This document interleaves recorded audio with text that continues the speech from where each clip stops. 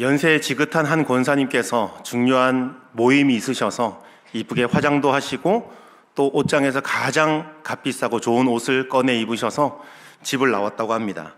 그렇게 길을 가고 있는데 뒤에서 다정하게 목소리가 들려옵니다. 같이 가 처녀, 같이 가 처녀. 그런데 좌우를 둘러봐도 아무도 없고 연세 지긋한 권사님 본인밖에 없었던 거죠.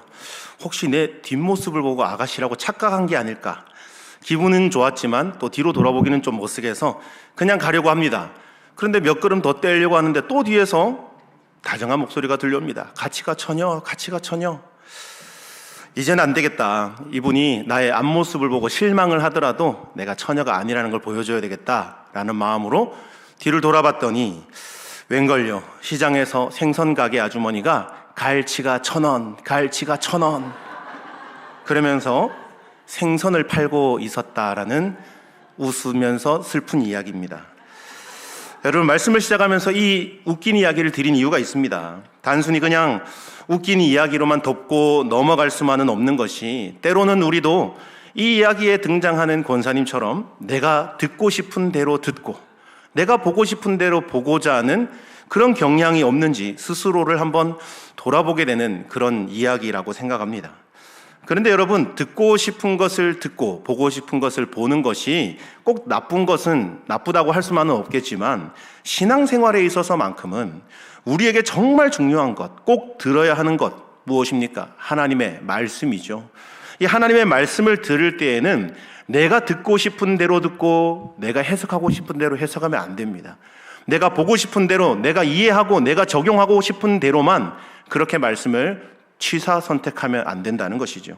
들려지는 말씀 전체를 나에게 주시는 하나님의 말씀으로 받아들여지고 그 말씀대로 이 세상에서 살아내는 우리 모든 성도님들 될 수 있기를 간절히 축복합니다.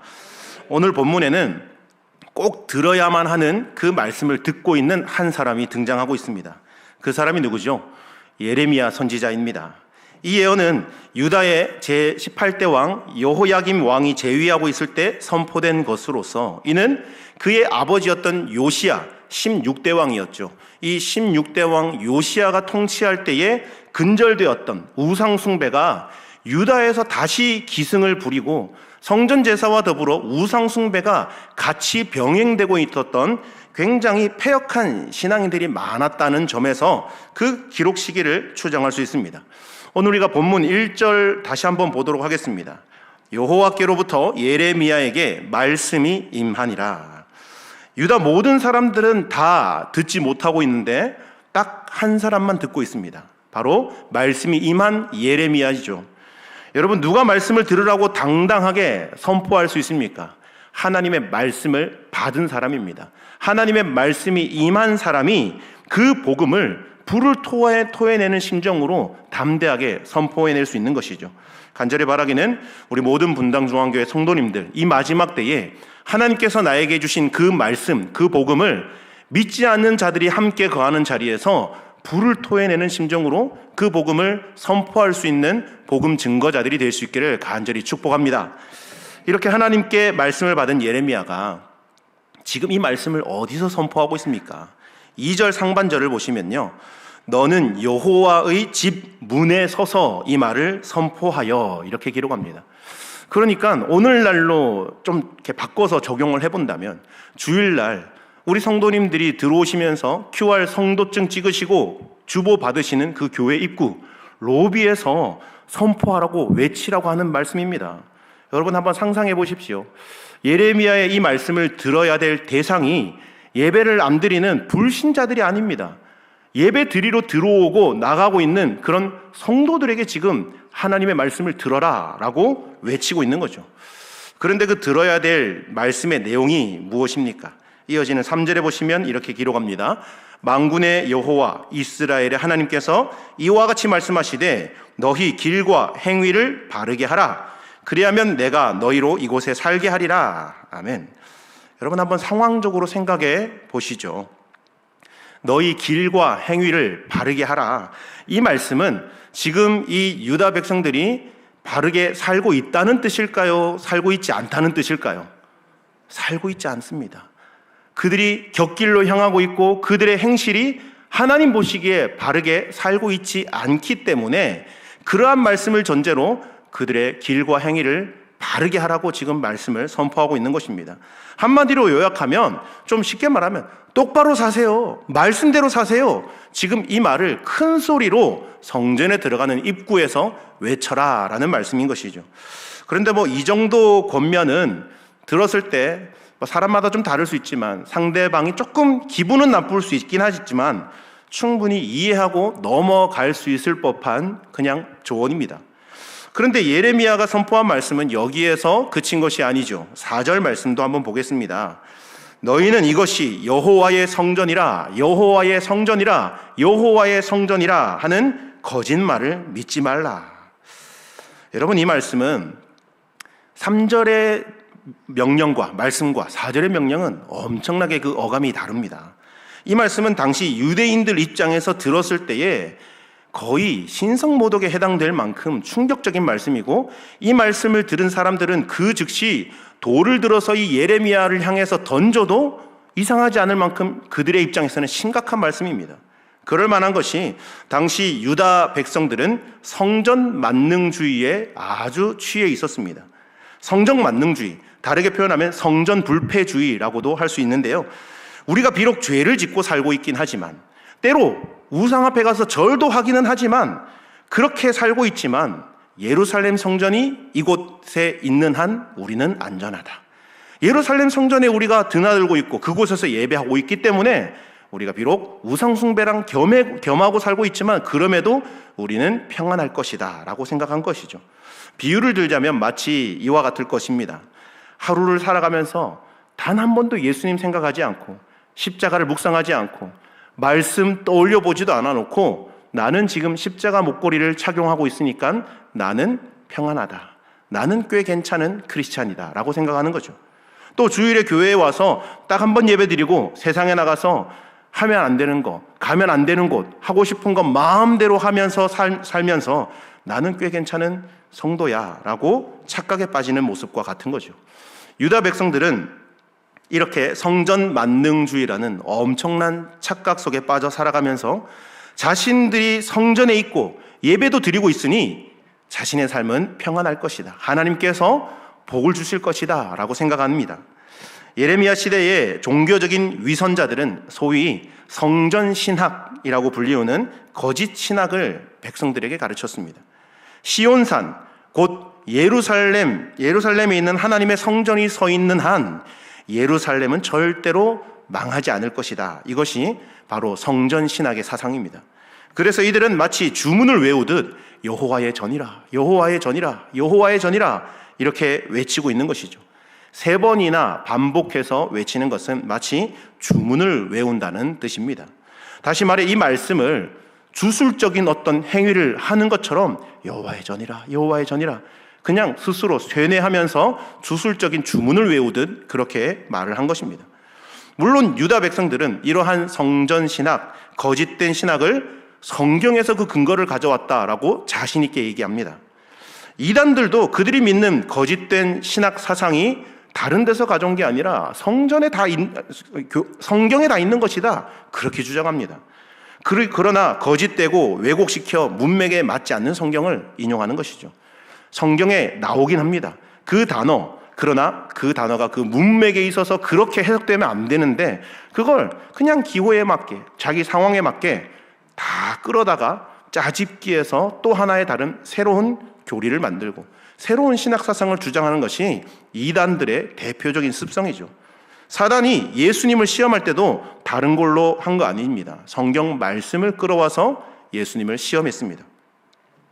시편 132편 보시면 이 132편이 성전에 올라가는 노래입니다.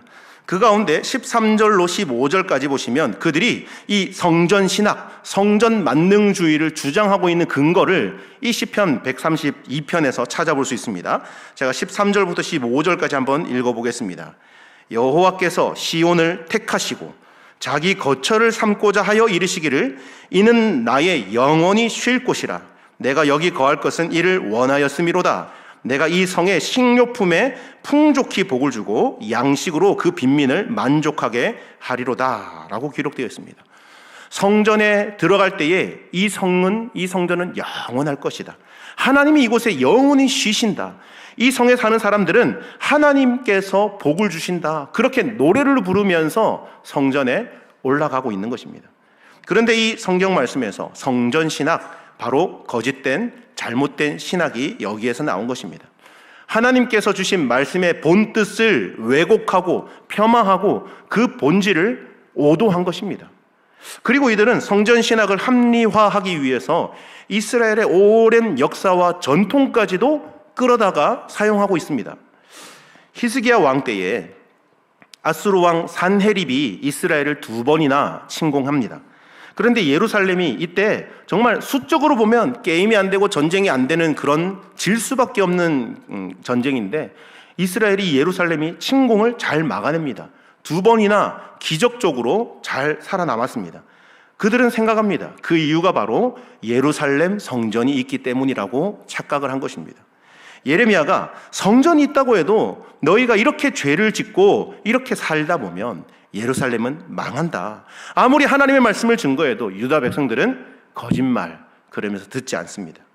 그들의 믿음의 대상이 잘못되었던 것이죠. 성전의 역사하신 하나님을 믿은 것이 아니라 그 눈에 보이는 성전, 빌딩, 그 성전을 그냥 맹신하고 그 성전을 의존했던 것입니다. 성전만 있으면 우리는 안전할 것이다 생각한 것이죠. 성전을 두신 하나님의 본심에는 조금도 관심이 없었습니다. 죄인들이 성전에 올 때에 제물을 갖고 와서 양이나 짐승들을 데리고 왔어. 내가 죄를 지었는데 이 제물이, 이 양이 내 죄 때문에 대신 죽습니다 라고 하면 제사장은 양을 잡아서 피를 흘리고 그 번제단에 뿌리고 나머지를 다 번제단에서 태워서 하나님께 제사를 드리죠. 그러면 죄인들은 거기서 하나님의 본심을 깨달아야 합니다. 내가 죽어야 될 자리인데 내가 저기에서 피를 흘리고 내가 저렇게 타서 제물로 하나님께 드려야 되는데 나 대신에 저 짐승이, 저 양이 피를 흘리고 죽는 것이구나. 그러면서 피 흘림이 없이는 죄 사함이 없다라는 그 말씀을 깊이 새기며 나는 하나님의 진노를 받아야 마땅한 죄인인데 나 대신에 저 짐승이 피를 흘리고 죽는다. 그러면서 그 죽고 있는 짐승을 보며 예수 그리스도를 생각하고 나는 메시아의 예수 그리스도의 속죄가 필요한 죄인이구나. 그렇게 깨달아야 되는 것인데, 그렇게 하나님의 본심을 깨달으라고 하는 것인데, 우리는 성전 자체를 믿는 것이 아니라 속죄 제물이 되신 메시아를 믿어야 되는데 바로 이때 당시 남유다 백성들은 그러지 않았습니다. 성전은 그 자체가 믿음의 대상이 아니라 참된 믿음의 대상이신 예수 그리스도를 가리키는 것입니다. 여러분, 우리 모두는 죄인입니다. 동의하십니까? 동의를 안 하십니까? 우리 모두는 죄인입니다. 그러므로 누구를 믿음의 대상으로 삼아야 됩니까? 우리를 위해서 피 흘리시고 십자가 지신 예수 그리스도가 믿음의 대상이요, 예수 그리스도를 보내주신 성부 하나님이 믿음의 대상이요, 또한 우리에게 하나님과 예수 그리스도를 보내주셔서 믿게 해주시는 성령님만이 믿음의 대상인 줄 믿습니다. 이렇게 삼위일체 하나님만이 믿음의 대상이요, 이런 믿음만이 구원받는 믿음인 줄로 믿으시기 바랍니다. 그런데 오늘 본문에 보시면 예레미야가 선포한 말씀이 그뿐만이 아니죠. 8절 제가 다시 한번 보겠습니다. 보라, 너희가 무익한 거짓말을 의존하는도다. 9절, 너희가 도둑질하여 살인하며 간음하며 거짓 맹세하며 바알에게 분향하며 너희가 알지 못하는 다른 신들을 따르면서 10절, 내 이름으로 일컬음을 받는 이 집에 들어와서 내 앞에 서서 말하기를 우리가 구원을 얻었나이다 하느냐. 이는 이 모든 가증한 일을 행하려 함이로다. 아멘. 여러분, 저는 이 본문 말씀, 오늘 특별히 8절 이후에 나오는 방금 읽었던 이 말씀을 보면서 한 이단 단체의 교리가 탁 머리에 스쳐 지나갔습니다. 여러분, 혹시 어떤 이단이 이런 교리를 주장하는지 아시겠습니까? 이것은 마치 구원파에서 가르치는 구원론의 교리와 흡사합니다. 구원파 교리는 단회적인 구원을 아주 중요하게 여깁니다. 이것은 우리 정통 개혁교회에서도 단회적인 구원, 예수를 모르고 살던 사람이 인격적으로 하나님을 만나고 하나님을 체험하면서 회개하고 하나님을 나의 아버지라고 고백하며 구세주로 영접하는 것, 우리 개혁교회도 당연히 인정하죠. 그런데 구원파의 문제는 그 다음 부분입니다. 하나님을 믿고 구원받은 성도들에게는 그 죄가 완전히 소멸되는데 과거와 현재의 죄뿐 아니라 앞으로 내가 살면서 짓게 될 모든 자범죄까지 다 사함 받았다. 이미 죄 사함 받았다라고 가르치면서 따라서 더 이상 죄를 지어도 회개할 필요가 없다라고 가르칩니다. 그래서 이제부터는 더 이상 죄로 인한 회개도 필요 없고 징계나 심판을 두려워할 이유가 없다. 그러면서 양심의 가책도 느끼지 않으며 자유롭게 죄를 지으며 살아갑니다. 그러다 보니 그들에게는 이 구원을 받은 때 언제 구원받았냐 이게 정말 중요하게 와닿는 거죠. 길 가다가 구원파를 만나면 이렇게 질문합니다. 예수 믿으십니까? 네, 믿습니다. 구원 받으셨습니까? 물어봅니다. 그럼요. 저 하나님의 자녀입니다. 하나님 믿습니다. 구원 받았습니다. 그러면 바로 다음으로 나오는 질문이 언제 구원 받았습니까? 라는 질문이 옵니다. 그 질문에 대답을 바로 즉시 하지 못하면 구원받은 것이 아니라고 주장합니다. 이 구원파에서는 언제, 몇 년, 몇 월, 며칠에 구원받았는지 정확하게 제시를 해야만 구원받은 걸로 인정을 하는 거죠. 이 건전한 정통교리를 알고 또 배우고 알고 있는 입장에서 이런 주장은 정말 황당무계할 뿐입니다.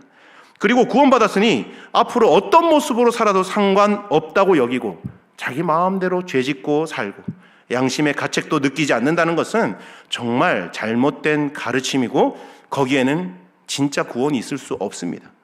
요한 1서 2장 3절 4절을 말씀 보시면 이렇게 기록합니다.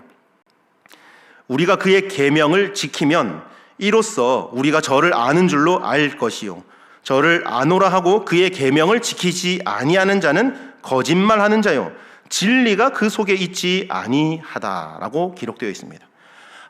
아무리 말씀을 많이 알고 기적을 막 베풀고 발을 동동 구르면서 회개했다 하더라도 눈물을 한 바가지 흘리면서 하나님 앞에 자기의 죄를 내려놓았다 하더라도 하나님의 법을 무시하고 불법을 행하는 자들은 나중에 주님 앞에 섰을 때에 그 하나님의 심판대 앞에 섰을 때에 이 불법을 행하는 자들아 내게서 떠나가라 밖에 나가서 슬피 울며 이를 가는 그런 슬픔 당할 것입니다. 성경은 분명하게 예수를 믿을 때 단회적인 구원도 있지만 우리의 삶 가운데 짓는 여러 가지 자범죄에 대한 반복적인 회개가 있다는 것을 분명히 가르치고 그렇게 목욕하는 회개만 중요한 것이 아니라 매일매일 발 씻는 회개가 중요하다는 것도 같이 가르치고 있는 것입니다.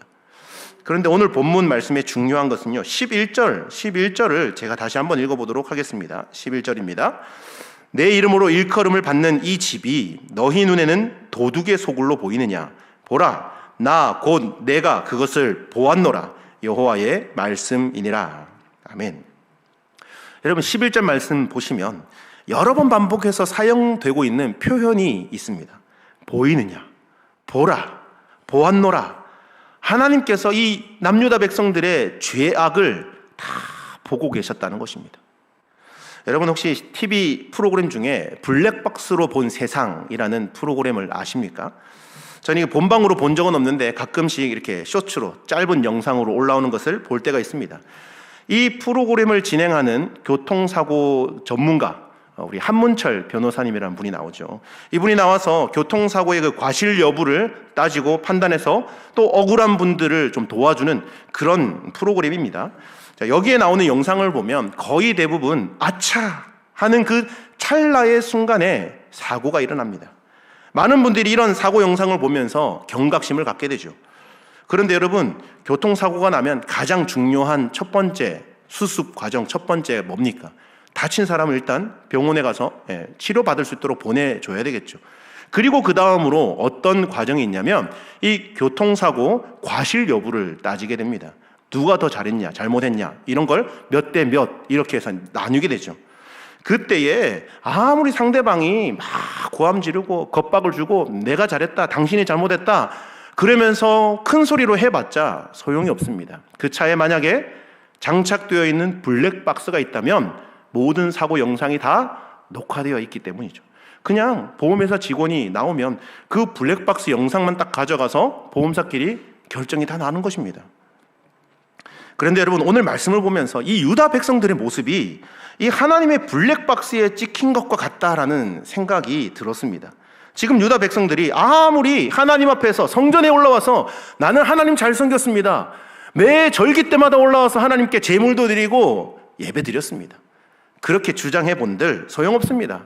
하나님께서 지금 그들의 내면 중심까지 다 보고 계시고 천국 비디오에 다 담겨 있습니다.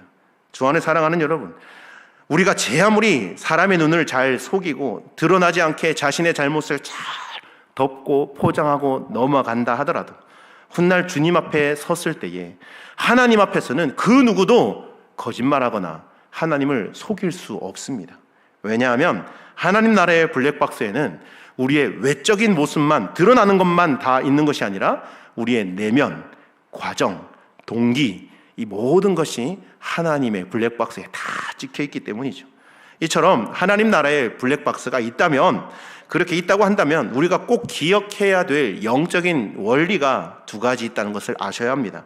오늘 그 영적인 원리 두 가지를 간단하게 좀 살펴보고 말씀을, 은혜를 나누고자 합니다. 첫 번째로 이 축복의 매뉴얼을 기억하라입니다. 축복의 매뉴얼을 기억하라.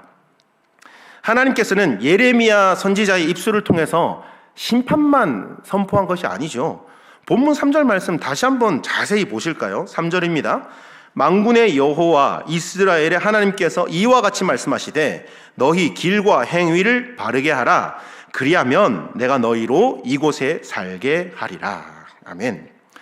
여러분이 아까 블랙박스 얘기가 잠깐 나왔는데, 블랙박스라는 기계도 구입을 하면 이 기계를 어떻게 사용할 수 있나, 그 작동법을 설명해 놓은 매뉴얼이라는 것이 있습니다. 어떻게 이걸 켜고 끄는지, 그리고 담겨있는 영상을 보려면 어떤 버튼을 눌러야 되는지, 이런 것들이 자세하게 매뉴얼에 다 담겨 있습니다.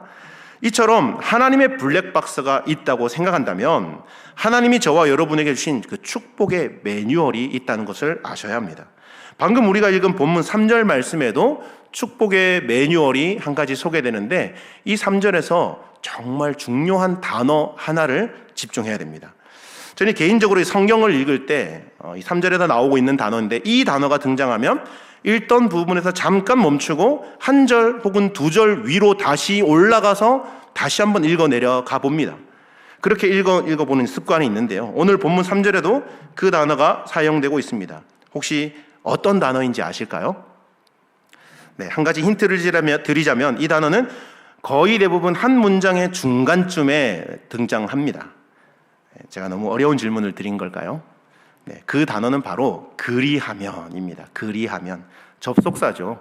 앞의 문장과 뒤의 문장을 이어주는 접속사 그리하면입니다. 성경을 읽다 보면 여러분, 그리하면이라는 접속사가 상당히 많이 등장합니다. 여러분들도 이 설명을 듣고 앞으로 성경을 읽으실 때 그리하면이라는 단어가 나오면 저처럼 다시 앞부분으로 올라가서 다시 한번 읽어보시기 바랍니다.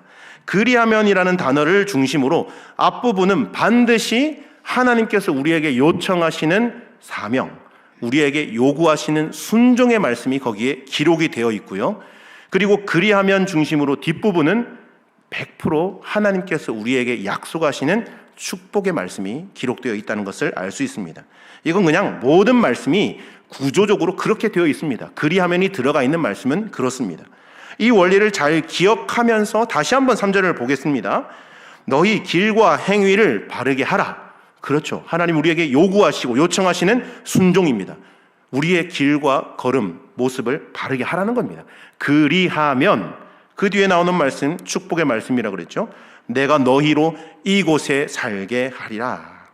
하나님이 우리에게 요구하시는 행동, 순종의 말씀은 바로 우리의 길과 행위를 바르게 하는 것입니다. 그 말씀을 지켰을 때에 어떤 축복이 따릅니까? 내가 너희로 이곳에 살게 할 것이다. 이곳은 하나님께서 임재하시고 계신 성전만이 아니라 더 확대해서 이 하나님께서 그들에게 허락하셔서 그들이 지금 살고 있는 그 삶의 터전, 가나안 땅이었습니다. 땅은 하나님께서 주시는 축복의 선물입니다. 그런데 이 축복을 계속 누리기 위해서는 저와 여러분에게 하나님께서 요구하시는 순종의 삶이 있다는 것을 반드시 기억해야 됩니다. 이처럼 하나님께서는 저와 여러분들에게 축복의 매뉴얼을 주셨습니다. 이러한 축복의 매뉴얼은 오늘 본문에 나오는 3절에만 나오는 것이 아닙니다. 성경 어디에서든지 너무나 쉽게 찾아볼 수 있는 단어, 그리하면. 대표적으로 우리가 잘 아는 말씀 몇 곳만 소개해드리고 넘어가고자 합니다. 잘 아는 말씀, 마육 33 이렇게 암송하고 있는데 마태복음 6장 33절 말씀. 그런즉 너희는 먼저 그의 나라와 그의 의를 구하라. 그 뒤에 어떤 단어 나옵니까? 그리하면 이 모든 것을 너희에게 더하여 주시리라. 또 우리 잘 아는 말씀 사도행전 16장 31절 말씀, 주 예수를 믿으라. 그 뒤에 그리하면 너와 내 집이 구원을 얻을 것이다. 욥기 22장 21절, 너는 하나님과 화목하고 평안하라. 그리하면 복이 내게 임하리라. 빌립보서 4장 6절 7절 말씀, 아무것도 염려하지 말고 다만 모든 일에 기도와 간구로 너희 구할 것을 하나님께 아뢰라. 그리하면 모든 지각에 뛰어난 하나님의 평강이 그리스도 예수 안에서 너희 생각과 마음을 지켜주실 것이다. 할렐루야. 이 외에도 여러분, 그리하면이 들어간 축복의 매뉴얼은 성경 여러 곳에서 쉽게 찾아볼 수 있습니다. 주 안에 사랑하는 여러분, 우리가 하나님의 말씀 앞에 우리의 모습을 비추어 보면서 우리의 길과 행위, 모습들을 바르게 세워 가십시다.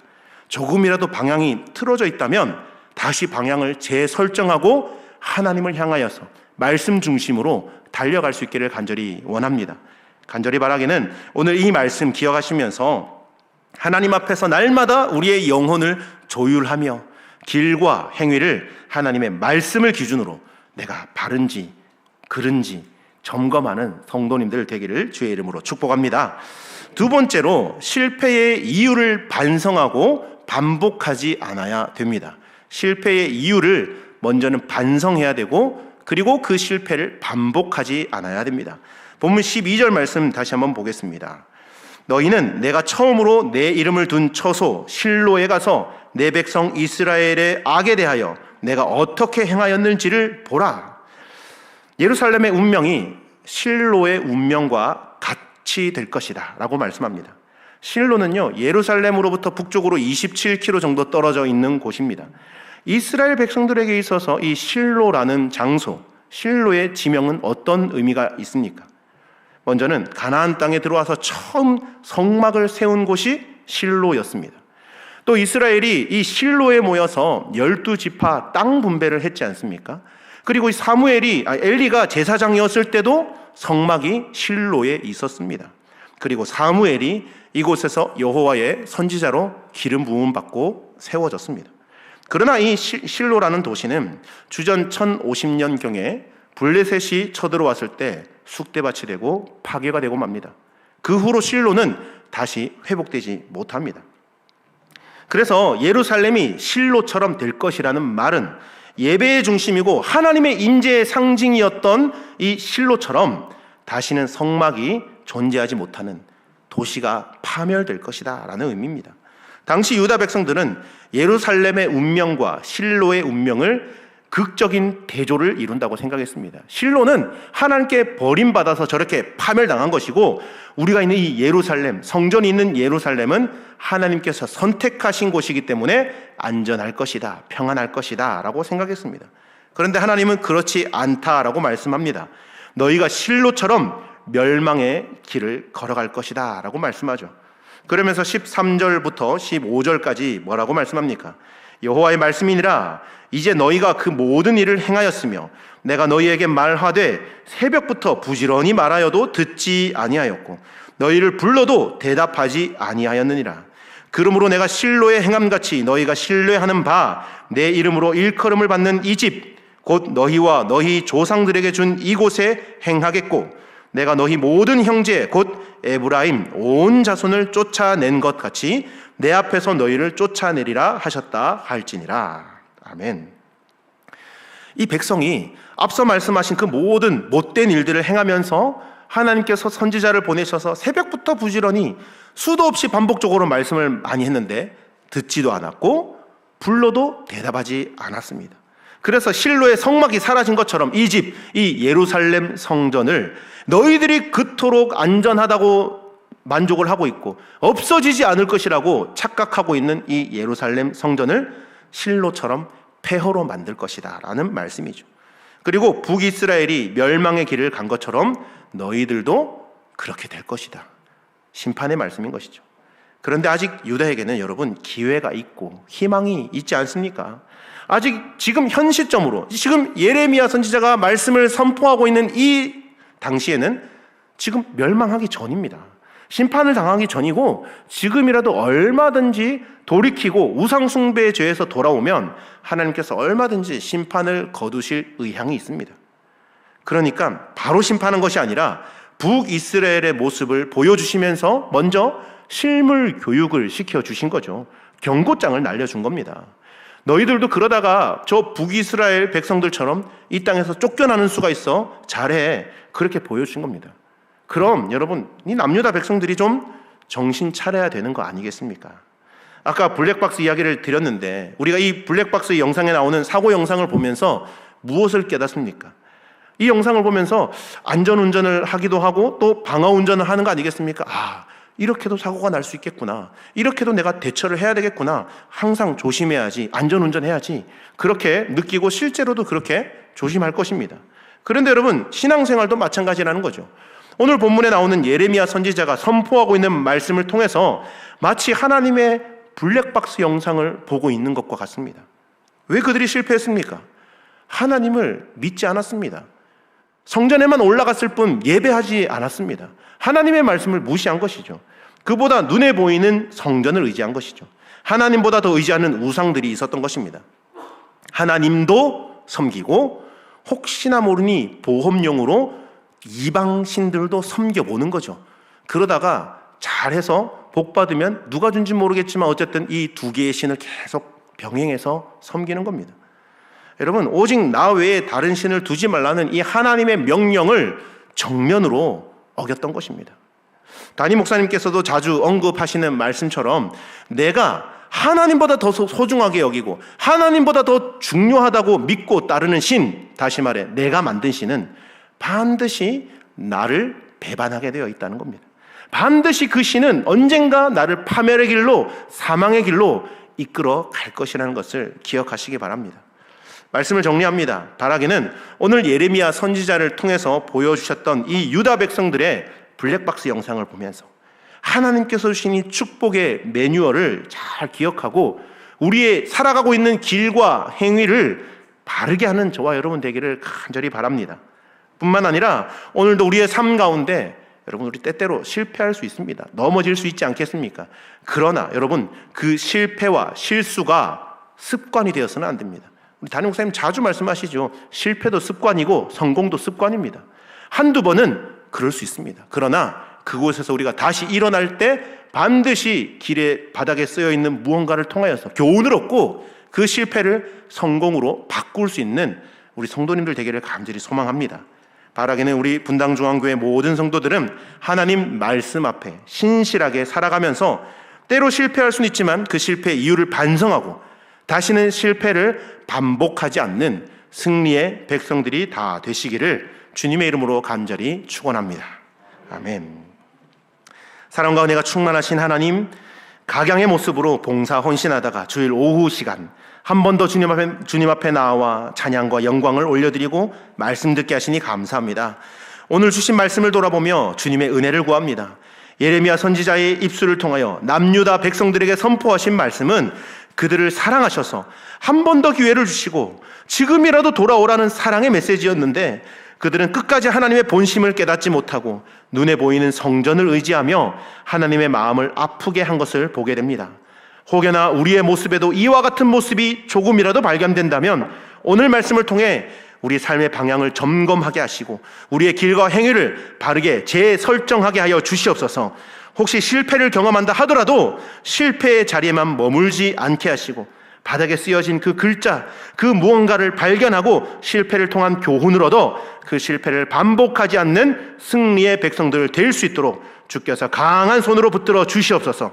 모든 말씀 거룩하신 예수 그리스도 이름으로 간절히 기도드립니다. 아멘.